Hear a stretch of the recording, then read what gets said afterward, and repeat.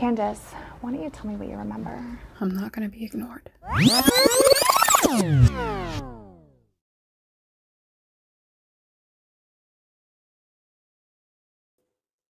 Howdy ho there, neighbors. Welcome back to my channel. My name is Edie. Today you can refer to me as Morticia. Morticia Adams, to be exact. I hope you're all having a terrible day.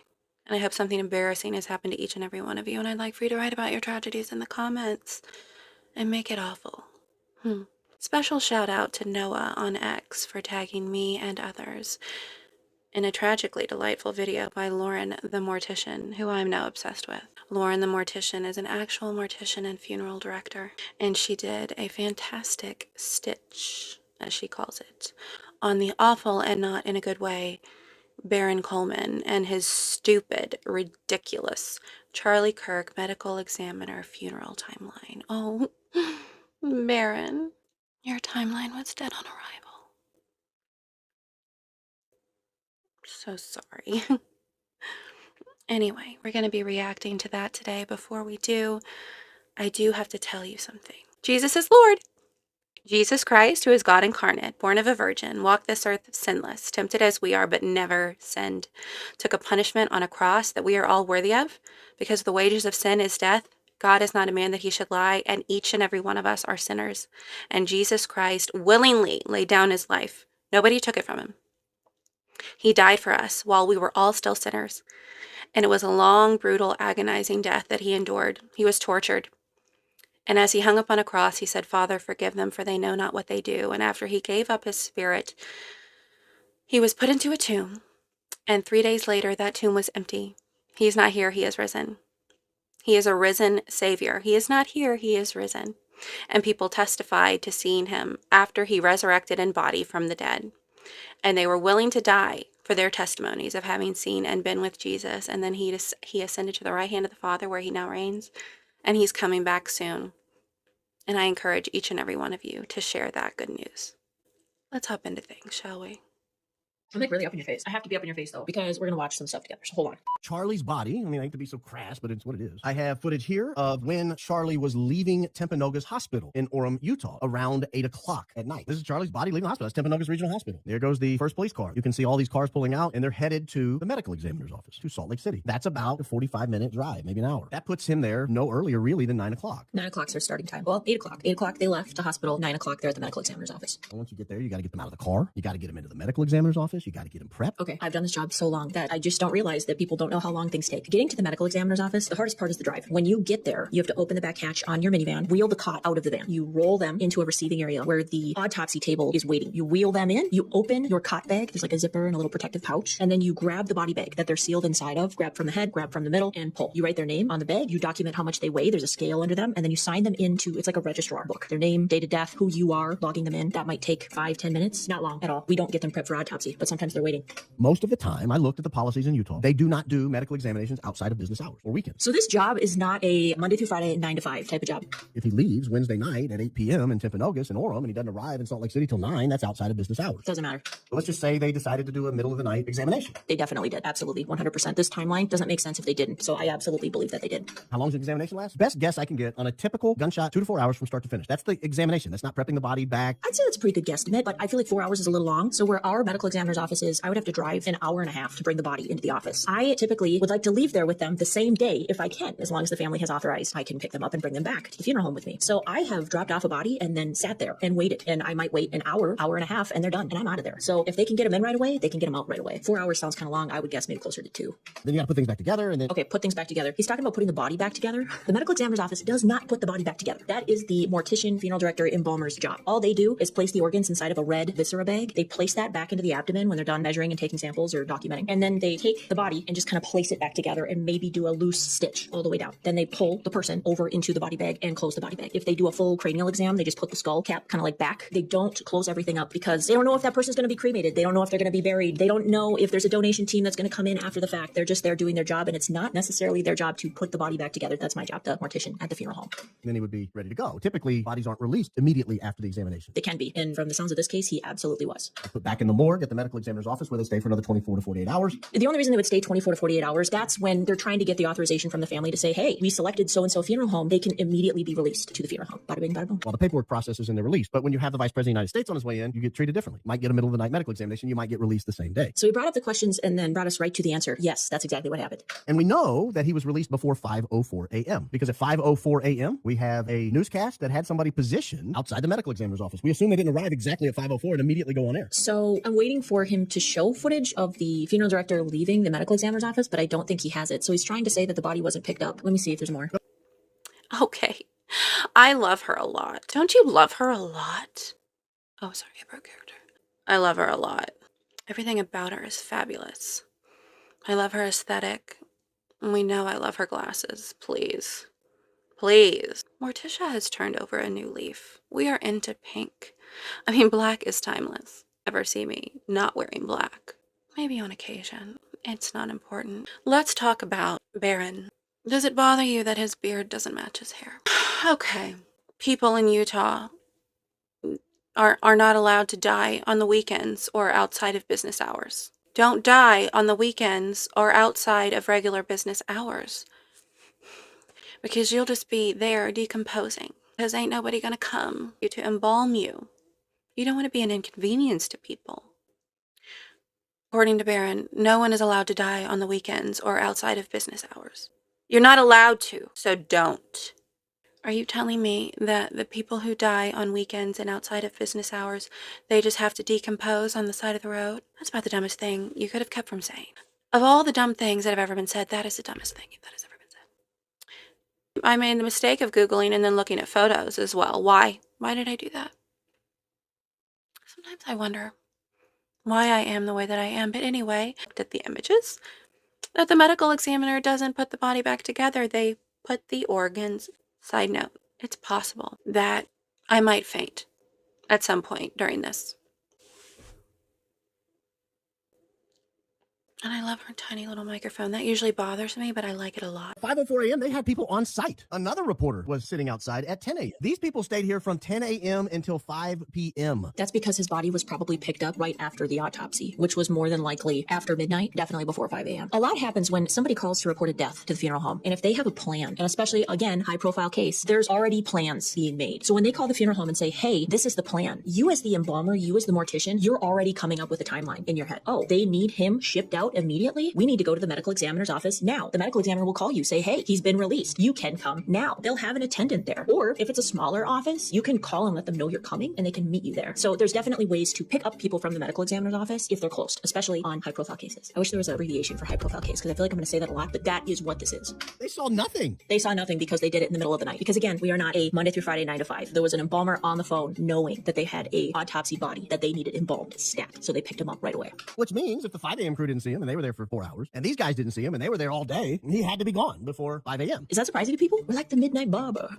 I would rather go out when there's no traffic, knowing that I need to get that embalming done as soon as possible. And it needs to be a strong embalming too, because they're going to be shipping them out. As soon as that body's been released, I'm there picking them up immediately. For a complete medical examination to take place between 9 p.m. and 5 a.m., that's only 8 hours. I don't know what else to tell you. That's very doable. You've got to get the body in. You got to get it prepped for the examination. You have to do the examination. That's not like a 1-minute deal. Then you got to put everything back together, move the body back to the parking lot. You got to get them loaded up. You got to drive away. All that. You're bringing up a lot of things, Baron, that don't take a lot of time. All those extra things, the cleaning up, that would take place at the funeral home. Loading him up only takes a couple of minutes and he would be out of there. And I would be speeding, driving on 2 wheels, getting back to the funeral home so I can begin the embalming. All that had to be done by like 4:30. When was there time to do an accurate medical examination? What happened? 2 to 4 hours is the perfect amount of time to do a medical examination. I mean, that's what you said, right? I've seen him do it in an hour. So yeah. You know, there were rumors early on that there was no autopsy done. So that was debunked really early on. The medical examiner's office there, they don't know who, but I have a contact at the office. They were very kind and told me that the autopsy was done. I was able to verify their credentials. So I know in my heart of hearts that he did have an autopsy done. But also it's standard practice with a murder investigation, homicide, self-unaliving. If there's an investigation, they're going to have an autopsy. There was rumors going around that he didn't because some sort of officer was like, he didn't get sent down for the autopsy, but he did. I don't know why that got leaked. Nevertheless, I will accept on its face that it happened. Again, I just want to say it definitely happened. Just to recap, his body left the hospital at 8 o'clock, arrived at the medical examiner's office about 9 o'clock. Best educated guess is the autopsy happened right away. And then after midnight, he was picked up by the funeral home, embalmed immediately. And now we are on to the next day. He's thinking that they left the hotel around noon soonish. We have a picture of Erica Kirk draped over the casket. We were initially told this picture was taken at a different funeral home. This picture was not released until after Erica gave her speech on September 12th. So there was really no idea where the picture was taken. He left the medical examiner's office and went to a funeral home, but we didn't know which one. Then we know he went to Air Force 2 and went back to Arizona to a different funeral home. He's talking about the fact that one funeral home picked up his body, did the preparation work. They had the viewing at that funeral home, and then a secondary funeral home received him into their care. Very common for funeral homes to work together. Very common for Erica Kirk to call the funeral home she actually wanted to use in Arizona. The Arizona funeral home is going to then get into contact with the Utah one and say, hey, we have Charlie Kirk at the medical examiner's office. I need help. Would you be able to go over there, pick up his body, embalm him for me, make sure that you make it a little extra strong of a solution, hit him hard, because we need you to then fly him out the next day. And actually, by the way, no big deal. The vice president's going to be there on Air Force 2. Totally doable. That's why we have answering services that answer our phone calls 24/7. There are still some funeral homes that answer their own phone calls still. Shout out ASD. She's just unapologetically her, you know? She's one of those people who's always known who she was. Barron, I don't like you. And I'll tell you why. Tell me if you agree with this. Barron is the type who will, when he's going over his day with his wife or boyfriend, is going to use the most amount of words to describe the least amount of action. Well, I became conscious, and then I opened my eyes. And then I raised myself out of bed with my abdomen, my ab muscles. I brought myself up out of bed. And then I swung my legs around and put my feet to the floor and shuffled around for my slippers. I put my slippers on. I used my hands to push my body off of the mattress. And then I began to walk. I took a few steps and I looked back at the bed. And then I took a few more steps and I reached the bedroom door and I turned the knob. And I opened the door and I exited the room. And then I turned right and I went downstairs. I took a hard left and went into the kitchen. Later on, took myself to my vehicle and I got in and I turned it on and I put it in reverse and I reversed down the driveway and I parked at the Piggly Wiggly. And I turned the car off and I got out of the car. I shut the door, of course. I got one of the buggy, pushed the buggy into the Piggly Wiggly, and I got the list out from my wall. That's Barron Coleman. Get to the point, brother. I'm so sorry. Again, I did almost faint. I mean, she just speaks about it so casually because, I think she's a 4th generation mortician, which is fascinating that is your lineage. You know, you come from morticians. I think that's absolutely fascinating. Think of the stories that she has. You know, I just want to hang out with her. Somebody on X told me the other day, I don't know this woman. I feel like it would be healing to share 2 martinis and a basket of mozzarella sticks with her. And that is how I feel about this individual. About Lauren. I'm down for the martini or a vodka tonic. And maybe some layered cheese fries. Ooh. Oh, goodness gracious. Like Candace, Barron is using a whole bunch of words to make it sound more complicated than it actually is. To make it sound impossible when you just heard from the horse's mouth that it is not only possible, but rather normal. Especially in high-profile cases. Everything he deems as not feasible is actually feasible, probable, possible, and normal. All the O's. We were able to look at the interior of the funeral home where it pulled into and realize that's not the same funeral home where the picture took place. So those pictures weren't in Arizona. They couldn't have been. It's very common for families to come, have an open casket gathering to say goodbye, to really spend time with their person. No matter how long or short that time is, then we close the casket, we go to the airport. It just depends on what the family wants or needs. And if they wanted that time with their loved one, then the funeral home will accommodate to make that happen before we bring them to the airport. We dug around all of the funeral homes in the area. Luckily for us, they have different furniture, different carpet, different trimmings on the walls. I love the dedication. I love it. And we were finally able to figure out which room this picture was taken in. It's this room here. It's a really nice funeral home. And we know because there's paneling on the wall consistent with what we saw. We saw these lamps and we saw this carpet. And the carpet reminds me of the girl's dress. You couldn't tell if it was white or blue. Just be glad it's updated carpet, because most funeral homes, the carpet is like the last damn thing that they update. That's pretty nice carpet. And by finding the room, we're able to map out how long it would take to get from the medical examiner's office to that funeral home. How long? More importantly, we're able to find out how long it would take to get from that funeral home back to the airport. This is dedication. Here is the picture, just in case you don't believe me I believe that this you. was the same funeral home. Tell me this is not the same place. So if the earliest arrival time, we'll call it 1:30. Do you know what time Air Force 2 landed at Salt Lake City? 2:24. It's an hour away. So if you get to the funeral home at 1:30 and the Vice President of the United States lands an hour away, You're guessing that they got there at 1:30. I'm going to guess they got there at 1 o'clock, 12:30, definitely sooner.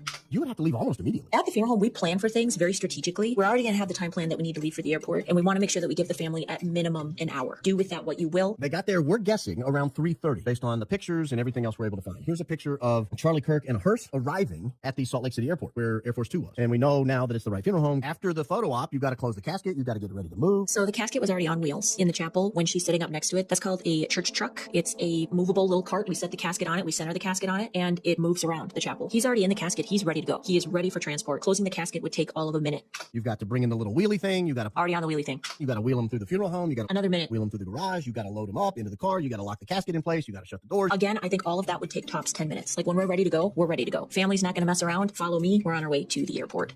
It's not like you run in, do a photo op for 3 minutes, and then like immediately, all right, let's pack it up. Let's go. We did our photo op. I think they could have done all that in 15 minutes because they knew that they'd get to see him again. It's not like that was the final goodbye. They had their own private burial. So this was more of a let's spend a little bit of time with him before we fly him off and then drive all together to the airport. I've done airport pickups and drop-offs for active duty military that have died, and you all drive together to the airport. You stay in a line because you're meeting somebody at the airport and they're bringing you onto the tarmac. That's a process. That's a big process. So you need to arrive together in as few vehicles as possible. You all want to ride together, maybe have a limo where everybody can ride in one vehicle, just so that we don't get separated and then we don't take up the whole tarmac with like 50 different vehicles. So we're all going to drive together. We're all going to arrive together, and they're going to direct us to the place that we need to go with the body so that we can be a part of the process of them unloading the casket and then us loading it onto the plane or deplaning. Both of the ones that I have been on the tarmac, they had died active duty and then were flown to me. So I met with the family ahead of time. We went to tarmac and we waited while they unloaded, and then we placed them in the hearse and we started heading back home to hometown. Earliest they could have possibly arrived was around 1:30, and then they would have had to leave by 2:30 in order to get to the airport on time. And it's not like it takes 1 minute to pack up the body and get it into the hearse. I think I would need 2 minutes.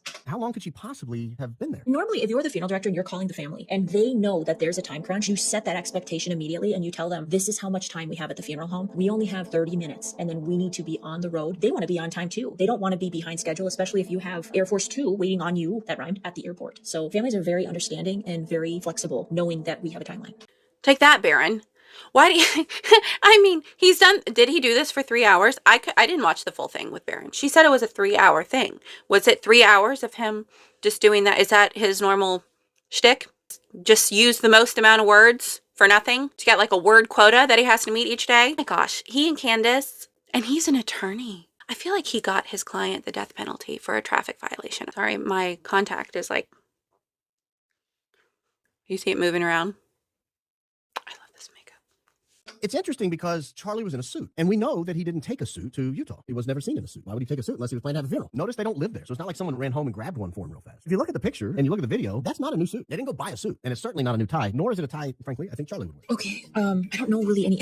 I want to input on this because families will absolutely buy new suits. He's trying to say that it's a suit that Charlie already owned, and I think the only person that really knows that would be Erica or the family. Again, I think we're downplaying how quickly someone could get into town. They could have had an assistant that flew with the suit overnight. They could have had someone immediately get in the car and start driving. I really don't know. I do think it would be doable, even if they showed up, and I'm being for real, with the suit at noon. I could still have him dressed and casketed if they were going to be there at 1:30. And maybe that's why I've talked about the cosmetics on Charlie's hands and how they're really orange. Maybe that's why his cosmetics were so not that great. Why his hands looked so orange is because it was a rush job. They rushed the cosmetics. Definitely could have been totally doable. You would not put makeup on his hands until after he was in the suit. So that would actually explain maybe a little bit more on why I didn't like his hands, because they didn't spend a whole lot of time on him. They just very quickly dust, paint, wanted to make him look as lifelike as possible, even though he's very dead. Okay, so let's talk about what I think the timeline probably looked like, because I noticed something nobody was really talking about. Like, this guy didn't bring up the embalming. I was waiting for it. I was like chomping at the bit. He didn't bring it up, unless he did, and I missed it, but it was 3 hours long. We know Charlie Kirk was picked up from the medical examiner's office before 4 a.m. because news crews capture that. We've got that established. So let's say, worst case scenario, embalming didn't even begin until, I don't know, 4 in the morning. Let's say 4. I think it was sooner, but let's say 4. Could a funeral home perform a thorough post-autopsy embalming, prepare him for a private family viewing, and have him ready later that day? Absolutely, 100%. Would it have made for a very busy day at the funeral home? Absolutely. Do I think that they were still embalming him when the family came in to make arrangements that morning and pick out the casket? Yes, I think that's a very real possibility. But looking at it through funeral service eyes, nothing about this timeline made me go, wait a second, that's impossible. Quite the opposite. Now, embalming isn't a one-size-fits-all. It depends on a lot of things. Was it a full autopsy? Was it just a cranial exam? What condition was the body in? Every case is different. Because this appears to have been an active investigation, I'm assuming it was a full autopsy. And when we're embalming someone after a full autopsy, we're not just embalming one body, one unit. Every limb has to be embalmed individually. The head is embalmed separately. The organs, which are placed in that red viscera bag during the autopsy, also have to be chemically preserved before they're returned to the body. We're trying to get as much drainage as we can while injecting each limb, each arm, each leg, everything. It's a lot of work. I'm not gonna lie. It would take hours. Personally, I think the embalming was probably the longest part of this entire process. If I had to guess where the bulk of the day was spent, it was right there in the prep room. Once the embalming was complete, he would have been dressed, placed in the casket, and prepared for a private family viewing. I could have had him dressed and casketed and starting the cosmetics within an hour. There are several different ways that day could have unfolded, but every version of that timeline is completely reasonable from a funeral service standpoint. One question I kept seeing, how do you know Charlie Kirk was embalmed? I want to talk about this because there is absolutely a 0% chance I would have a family come in and view an autopsy body that had not been embalmed. No. And with her videos and photos that she took with his body, no, he would 100% have to be embalmed. After an autopsy, the body has been opened. Why incision? Medical procedure. The organs have been removed, examined. Everything has to be reconstructed, preserved, and cared for before that family walks through the door. And here's the other thing people don't always think about because they don't live in a funeral home. An autopsy speeds up the changes that naturally happen after death. That's nobody's fault. It's just biology. So if my goal as a funeral director is to give a family the very best possible viewing, I'm embalming as soon as I reasonably can. The minute that embalming was done for Charlie Kirk at the medical examiner's office, and I've got the family's okay, I would have been there. 1 a.m., 2 a.m., I would have been there and immediately been going back to the funeral home to embalm. Not because we're trying to rush anybody, but because we are trying to slow nature down, get the embalming done as quickly as we can, and give that family as much time with their loved one as possible. Literally our job. Another thing people kept asking about was his hands. Everybody talks about his hands. I'm going to put the little comment like here. I don't know. Here. I swear you guys notice everything. Carpet color, hand placement, nothing gets past the internet. But honestly, nothing about the hands stood out to me other than they were cosmetized poorly. I want to pop up one more comment on the screen here that I saw. I got messages about his hand placement, how Charlie Kirk's hands were placed in the casket. Because typically we're used to going to an open casket and seeing the hands one over the other, kind of like they're here. Not here. Down. I know you can't see that, but I'm like down, like right above my belly button or at the belly button. There isn't a funeral director rule book that says every person has to have their hands folded exactly one way. More commonly, we'll place one hand gently over the other. Sometimes, especially if someone has broader shoulders, a larger frame, maybe they're heavier set, their hands rest a little farther apart because, well, that's just what looks the most natural. We want them to look comfortable. I don't want you to look like you're trying to fit in an itty bitty casket. I want you to look comfy. I don't want it to look like I'm posing an action figure. So by having Charlie Kirk's hands down and not one over the other, the question is why? Could it have simply been the embalmer's preference? I think so. Absolutely. I also noticed he wasn't wearing a wedding ring. A lot of funeral directors will intentionally leave the left hand visible over the right. So if somebody wears a wedding ring, families often notice that. They notice those little details. Without one, there's a little bit more flexibility in how you position the hands. So if you're looking at his hands, still trying to run with that mannequin theory and you're thinking, oh, that's weird, why are his hands down here? To me, that looked like a completely normal casket presentation. Well, I finished filming this stitch and now it looks like I might have to make another one because Candace Owens has entered the chat again. So stay tuned for that one. And if you enjoyed this video where I stitch another creator and explain the funeral service side of things, let me know down in the comments. I've stitched videos before, but this is the first time I've really done it with another YouTube to YouTube creator. And I do want to thank the original creator for starting the conversation. Again, no hate whatsoever. He seems like a really nice guy. I feel like we'd have some really interesting conversations. And he brought up questions that a lot of people were already wondering about. I just happen to have a perspective that comes from working in funeral service, and I hope it helps explain why some of these things aren't as unusual as they first might seem. At the end of the day, you're allowed to believe whatever you want.